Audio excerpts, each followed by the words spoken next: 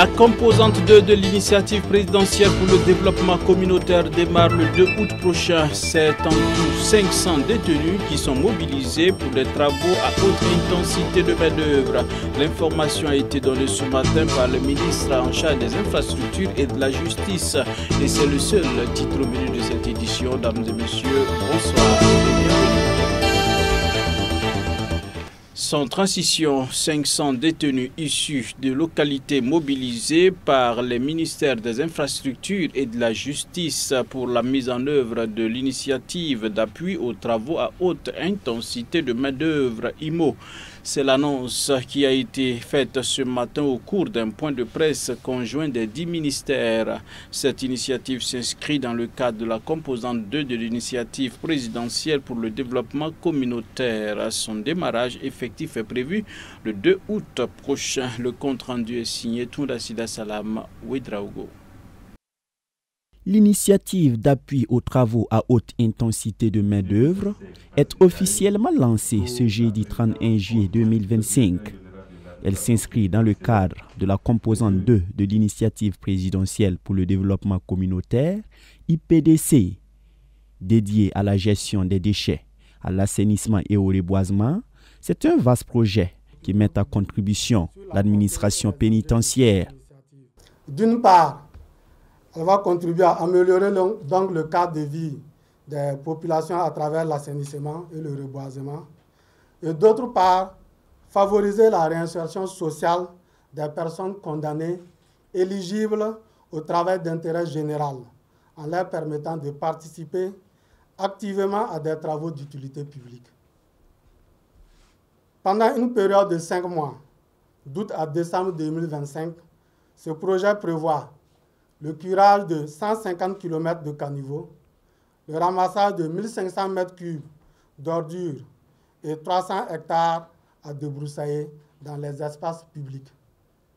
La plantation donc de 10 000 arbres et cela va donc mobiliser 500 condamnés qui seront éligibles donc au TIG pour la réalisation de ces activités selon l'approche haute intensité de main-d'œuvre dans les zones couvertes par les maisons d'arrêt et de correction opérationnelles. Donc, il faut noter que pour cette initiative, c'est 22 maisons d'arrêt dans 22 localités qui seront concernées par la mise en œuvre donc, de cette initiative. Si ainsi l'administration pénitentiaire se présente comme la principale bénéficiaire de cette initiative, l'impact du projet est tout de même multisectoriel, a affirmé le directeur général de l'administration pénitentiaire. Nous avons comme impact et effet de ce projet. D'abord, ça va inculquer les détenus la valeur du travail et la valorisation de la dignité humaine par le travail. Et ça va également désengorger nos prisons parce que pour un détenu dont sa peine est commuée au TIG, travailler 1 mois équivaut à 3 mois de peine.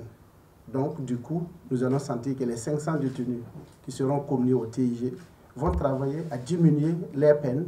Et du coup, nous avons le désengorgement des prisons.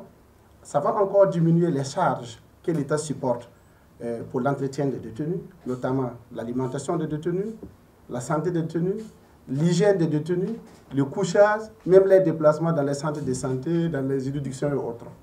Ensuite, ce projet va encore montrer aux détenus qu'ils ne sont pas des laissés pour compte. Ils font partie également, en tout cas, des fils et des filles du Burkina Faso. L'initiative sera mise en œuvre dans une démarche participative impliquant les services techniques des ministères concernés, à savoir ceux des infrastructures et de la justice, les collectivités territoriales, ainsi que les structures pénitentiaires locales, a assuré le capitaine Olo Palinfo. Son démarrage effectif est prévu le 2 août prochain à Zignaré. La promotion 101-102 de l'École nationale de police célèbre ses 20 ans de carrière professionnelle. Une halte de 72 heures pour faire le bilan de tout un parcours et bien plusieurs activités seront au rendez-vous.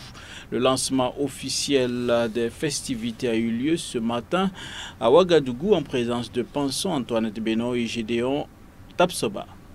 Matricule 101-102 de la promotion Honneur, Discipline, Solidarité de l'École nationale de police, 20 ans de service de la police nationale, résilience et engagement pour la nation. C'est sous ce thème que les matricules 101-102 de la promotion 2003-2005 de l'École nationale de police célèbrent leurs 20 ans de carrière professionnelle. Une halte de 72 heures pour faire le bilan d'un parcours jalonné de haut et de bas. Le lancement officiel des activités s'est déroulé ce matin à Ouagadougou. Alors, nous célébrons ces 2 décennies sous le signe de renforcement de la cohésion, de la fraternité entre les membres de la promotion. Et également, nous célébrons ces 20 ans pour en fait magnifier la carrière. 20 ans, ce n'est pas 20 jours, 20 ans, ce n'est pas 20 mois, 20 ans, c'est une génération, 20 ans, nous comptons en tout cas faire le point, le bilan de nos actions et voir comment on va se projeter pour le reste de la carrière. Nous aurons un panel et à 15h, nous avons un cross suivi d'aérobic. Demain, on a une activité de reboisement à l'académie de police, suivie des journées de salubrité. Et le samedi, nous allons aller remettre un don symbolique à Faso Mebo avant de revenir jouer un match de gala contre nos aînés et nos petits frères. Et nous allons boucler par un dîner gala à l'honneur de toute la promotion. Le représentant du ministre de la Sécurité qui a présidé l'ouverture des 20 ans de célébration de cette promotion 101-102 les a invités à toujours garder le cap et rester unis comme l'indique leur nom de baptême. 20 ans de travail acharné, 20 ans à répondre à leur nom de baptême, honneur, discipline et solidarité. C'est pour cela que le ministre de la Sécurité a bien voulu accepter de patronner cette activité. Empêché, il m'a dépêché de venir le représenter et traduire toutes ses félicitations. Félicitations pour leur parcours exemplaire, un parcours inspirant. Et surtout, félicitations pour ce qu'ils ont fait, tous les sacrifices consentis 20 ans durant pour défendre la mère patrie. 20 ans à servir un corps, la police nationale, et 20 ans à servir donc toutes les populations du Burkina Faso et surtout les invités à garder le cap. Les invités à toujours répondre à leur nom de baptême et toujours servir avec loyauté, honneur, discipline et solidarité. La marraine, qui ne s'est pas donné de la peine à accompagner ses filleuls, à travers sa représentante, les a félicités pour leur résilience. Nous l'avons accepté parce que cette promotion porte le nom Honneur, Discipline, Solidarité. Et comme vous le savez, Madame le ministre porte la charte de la solidarité nationale. Et dans les actions de ces 20 ans, ils ont voulu exprimer leur solidarité, pas seulement envers leurs promotionnaires, mais aussi envers toute la population de ce Burkina, parce qu'ils nous ont fait des dons que nous allons donner aux personnes vulnérables et nécessiteuses. Parce qu'actuellement, nous avons beaucoup de besoins, beaucoup de demandes avec ces personnes déplacées internes, plus les personnes vulnérables. Et ces personnes-là ont voulu et ont entendu les cris de solidarité que nous avons lancés et ils ont voulu nous apporter les solidarités. Alors, Madame le ministre ne peut que se réjouir d'avoir été associée à cette activité, remercier et exprimer toute sa gratitude à cette promotion 101-102. 20 ans de carrière professionnelle, c'est aussi penser aux orphelins et veuves des collègues tombés sur le champ de bataille. Une remise symbolique de vivres à ces familles qui traversent ces moments difficiles a eu lieu au cours de la cérémonie de lancement officiel. 368 policiers, après 20 ans de carrière, 40 sont devenus aujourd'hui commissaires. La preuve d'une carrière professionnelle réussie, atteste le président du comité d'organisation. Ouvert sous le thème « Occuper utile les enfants » le 21 juillet dernier au lycée privé Aurore, situé au quartier Padoua de la ville de Ouagadougou, le camp vacances musique referme ses portes ce matin du 31 juillet 2025. Les participants repartent de cette formation bien outillés pour être instrumentaliste ou chantre dans les assemblées locales pour la gloire de Dieu. La structure qui a initié cette formation a remis des attestations aux participants avec satisfaction. Abibalaï Bouraïma pour le compte-rendu.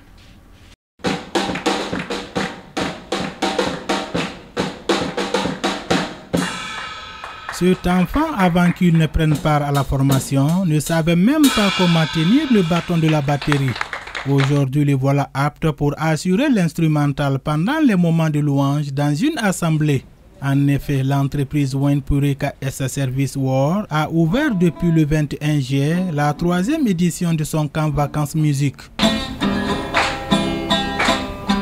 Après 11 jours de formation, les participants ont reçu le 31 juillet 2025 leur attestation de formation en batterie, piano, guitare basse et solo et d'autres en technique vocale.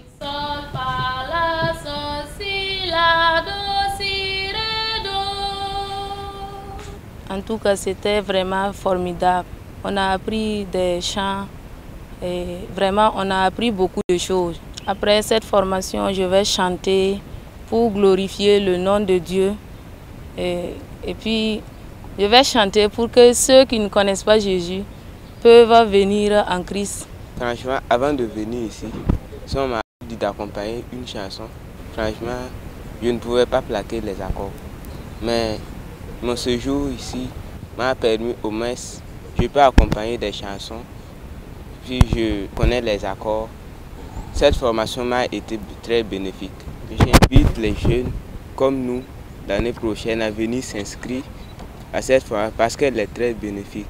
Et surtout, nous invitons aussi les parents à inscrire leurs enfants s'ils en veulent aussi. Les participants ont bien assimilé les différents cours de musique reçus pendant la formation. Les formateurs ont félicité les jeunes participants pour leur discipline. Pour la section chant, on les a appris à avoir une bonne oreille musicale, à rester sur la justesse de la chanson et aussi comment respirer en chantant, bien gérer son souffle et aussi comment bien articuler en chantant. Ça veut dire avoir une bonne diction dans le chant. En ce qui concerne les instruments, pour la batterie, on les a appris à jouer plusieurs rythmes, le country, le slow, le reggae, le soukous, le warba. Et pour la guitare, on les a appris quelques accords. Pour le piano aussi, c'est pareil, les accords. Et en gros, on a fait une orchestration pour que l'ensemble des participants puissent avoir une idée de comment ça se passe quand on parle de faire la musique en harmonie.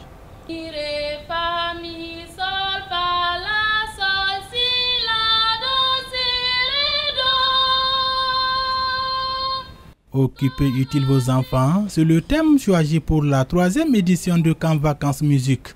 Le responsable de la structure Wenpure KS Service World, qui a initié cette activité, s'est réjoui pour le bien déroulé de la formation. Il invite les parents à occuper sainement les vacances de leurs enfants en leur offrant par exemple des opportunités d'apprentissage des instruments de musique. Par rapport aux autres éditions, oui. Parce qu'aux autres éditions, on n'avait pas initié l'internat et cette année, on a initié l'internat. Donc, on rend grâce à Dieu, c'est bien passé. C'est chose qu'on n'attendait pas, vu que tous ils étaient des débutants. Il y avait vraiment cette motivation en eux. Donc, ce qui a motivé aussi nous, les formateurs et les parents, de vraiment initier les enfants à la musique. Voilà, on lance aussi l'appel à tous les parents, tous les amoureux de la musique.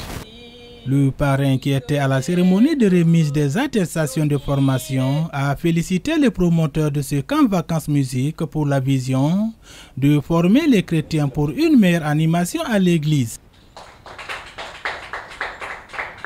Ce qui m'a vraiment motivé, c'est la combativité de ce jeune monsieur qui forme les tout petits. Ça veut dire que même à l'église, il donne des formations souvent et gratuitement. Donc c'est quelqu'un qui a l'amour de la chose, du partage, de son expérience et de ses connaissances. Voilà pourquoi ça m'a motivé à m'associer à lui pour l'accompagner. Le parrain a également affirmé que le promoteur peut toujours compter sur lui pour les prochaines éditions. Pour cette 3e édition, les participants ont été internés. Édition à succès, le rendez-vous est donc donné pour la 4e édition. 407 veuves de la sous-région ecclésiastique de Siglé ont bénéficié chacune de 8 plats de maïs, un don d'un coût global de 2 400 000 francs CFA. La donatrice Maman Micheline Yameogo, qui n'est pas à son premier geste, fait parler encore son cœur cette année. C'était hier à Boukou, en présence de Antoinette Benoît-Ponson et Gédéon Tapsoba. En cette période de soudure où joindre les deux bouts semble être un parcours de combattant, Maman Micheline Yameogo du temple Emmanuel VI à Ouagadougou a une fois de plus fait parler son cœur. Pour soulager un tant soit peu et leur arracher quelques sourires, environ 407 veuves de la sous-région de Siglé sont toutes réparties chez elles, chacune avec 8 plats de maïs d'un coût global de 2 400 000 francs CFA. La cérémonie de remise de vivres s'est déroulée hier à Boukou. J'ai reçu de Dieu l'appel, la vision pour aider les veuves. Voilà, ça c'est le premier motif. Et aujourd'hui, comme je l'ai dit, ce qui justifie cet acte, c'est de soulager un tant soit peu la misère des veuves, puisque nous vivons une période de soudure. C'est ça le motif. Et aussi, c'est pour exprimer l'amour de Christ. Voilà, pour la veuve. C'est ça qui nous motive à faire ce geste-là. Je souhaite le faire jusqu'à la fin de ma vie, jusqu'à la fin de mes forces. Mais je prie, comme je l'ai demandé, je veux qu'on prie pour que le Seigneur donne la vision à d'autres personnes, fasse appel à d'autres personnes, que le Seigneur ouvre la voie aussi pour que d'autres personnes le donnent. La religion pure et simple consiste à assister les veuves et les orphelins, pour paraphraser la parole de Dieu, et agir dans ce sens ne peut que réconforter et soulager ces personnes se sentant de fois abandonnées. Les bénéficiaires de ce geste n'ont pas su contenir leur joie. Je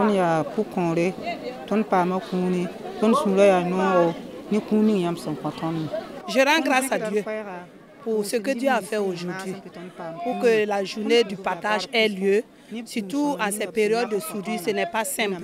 Et en étant veuve aussi, ce n'est pas simple. Et ça, je pense que ça va vraiment soulager.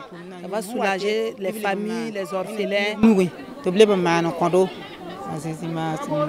Le premier responsable de l'église des Assemblées de Dieu, Temple Ebenezer de Boukou, remercie le Seigneur pour la vision donnée à sa servante, qui à la fois est une forme d'évangélisation pour gagner des âmes à Christ. Vraiment, nous voulons rendre grâce au Seigneur pour ses multiples grâces. Vous avez vu cette grande mobilisation et nous constatons que c'est une période de soudure. Nous sommes en saison hivernale, les temps sont durs, mais Dieu a fait grâce.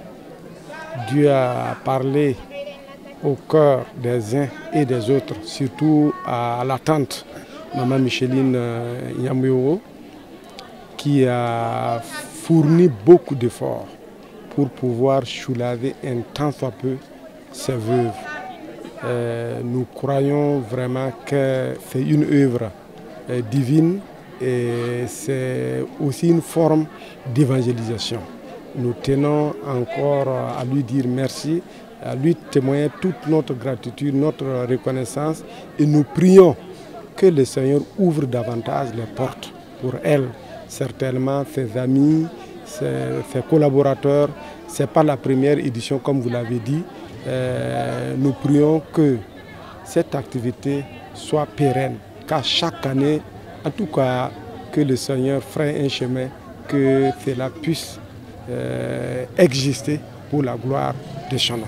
Il faut noter que les veuves ne sont pas reparties le ventre vide. Elles ont eu droit à un repas, signe de communion fraternelle. Ainsi, avant la distribution des vivres, un culte a eu lieu en vue de rendre gloire à Dieu, exhorter les fidèles chrétiens et prier pour les veuves, sans oublier la donatrice, afin que le Seigneur se souvienne d'elle dans l'exercice de cette œuvre noble. Toutefois, les veuves de la sous-région de Siglé ne laissent pas reposer leurs bras. Arachides, maïs, des aubergines et bien d'autres produits poussent dans leur jardin avec succès. Ça sera tout pour ce soir, dames et messieurs. Merci d'avoir été des nôtres. Prenons rendez-vous demain pour d'autres informations sur la télévision de la famille. Bonsoir chez vous et que la grâce toute suffisante de Christ soit votre partage. Bonsoir.